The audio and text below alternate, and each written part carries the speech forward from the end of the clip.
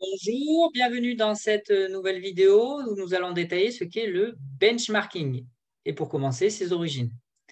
Donc, au départ, les entreprises faisaient tout simplement ce qu'on appelle de l'imitation, c'est-à-dire de l'ingénierie inversée,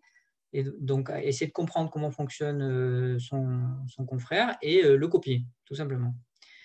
Puis, plus tard, on a commencé à appliquer réellement le benchmarking, c'est-à-dire des études comparatives, en commençant par du benchmarking concurrentiel,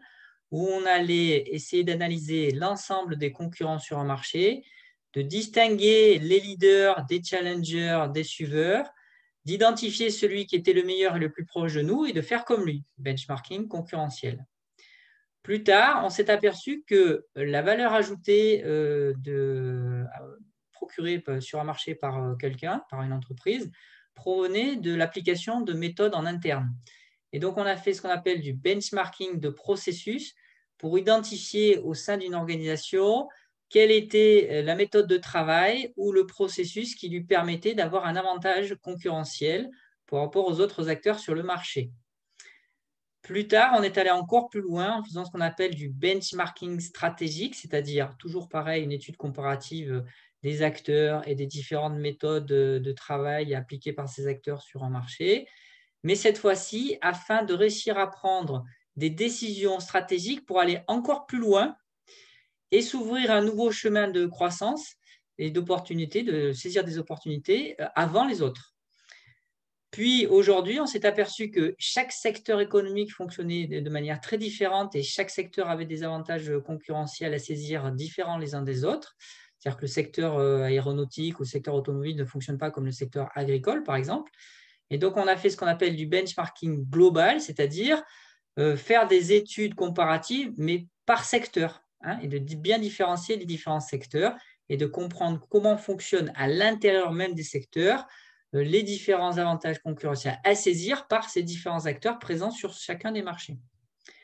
Pour entrer dans le détail donc, de la définition du benchmarking, vous l'aurez compris, il faut d'abord la volonté pour une entreprise de décider à augmenter son efficacité, puis d'appliquer la méthode du benchmarking, donc faire une étude comparative, donc aller chercher des informations, des données sur un marché, sur des entreprises et sur des acteurs sur ce marché-là. Ce n'est pas forcément que les entreprises, hein, c'est les clients, les acteurs institutionnels, etc.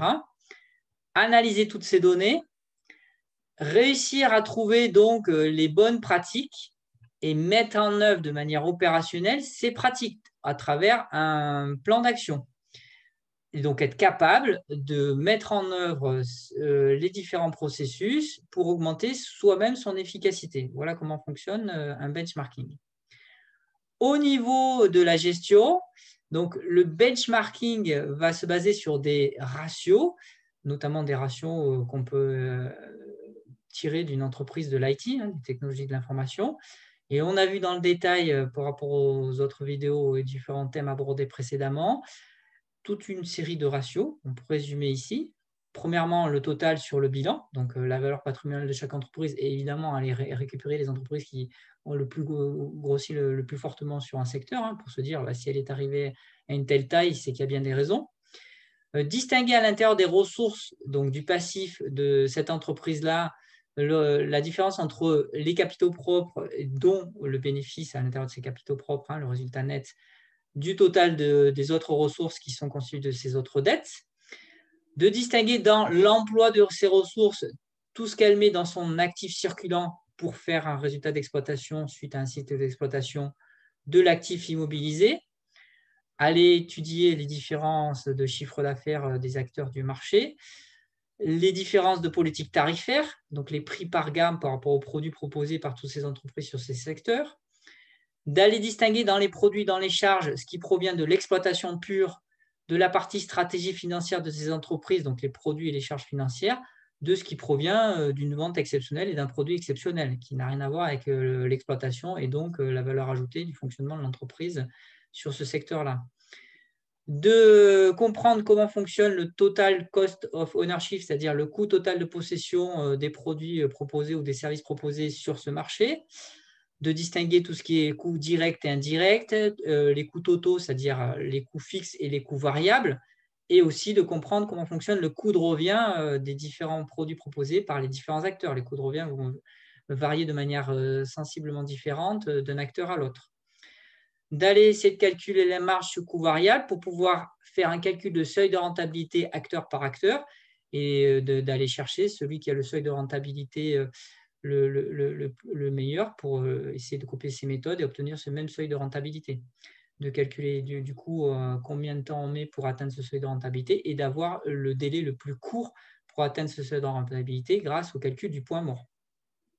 D'aller essayer de comprendre la différence entre la rentabilité financière d'une entreprise et sa rentabilité économique, c'est-à-dire son rentabilité par rapport au cycle d'exploitation, de la rotation de ses stocks, de l'utilisation de ses outils de production, de l'utilisation et de l'efficacité de sa masse salariale et différentes charges de personnel, etc. etc.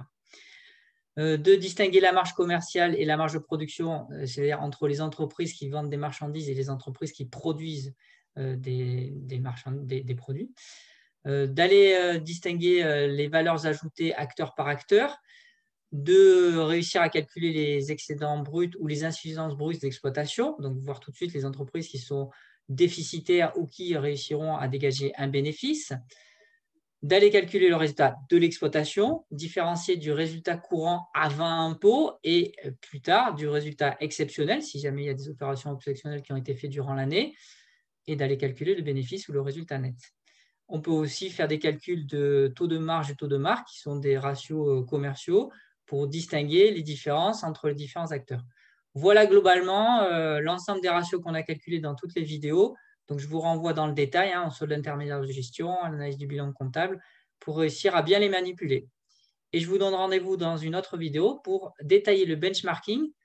concernant les sociétés des technologies de l'information de l'IT. À tout de suite.